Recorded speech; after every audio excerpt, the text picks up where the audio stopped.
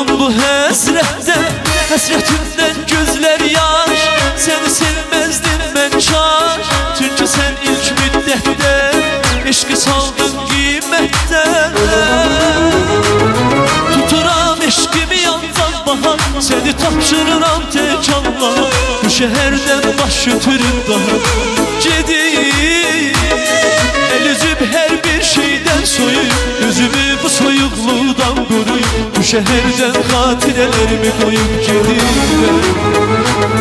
Tuturam eşkimi yandan bahar, seni tapşırıram tek Allah'a. Bu şehirden baş götürüp daha gideyim. El üzüp her bir şeyden soyup, yüzümü bu soyukluğdan koruyup, bu şehirden hatirelerimi koyup gideyim.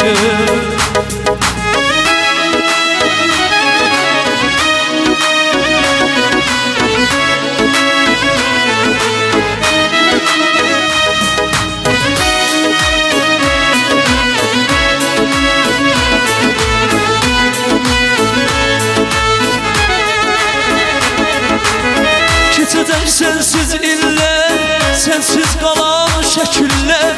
Quru əşya bir cansız, qovuşmağımız imkansız. Bil ki təklik boşluqdur, içməmiş sərxoşluqdur. Bu nə dərddir dərmansız, mənə verdin vicdansız. Tuturam eşkimi yandan bahar, seni tapşırıram tek Allah'a. Bu şehirden baş götürüp daha gideyim.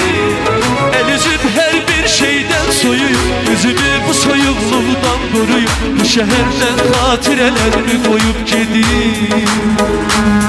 Tuturam eşkimi yandan bahar, seni tapşırıram tek Allah'a. Bu şehirden baş götürüp daha gideyim.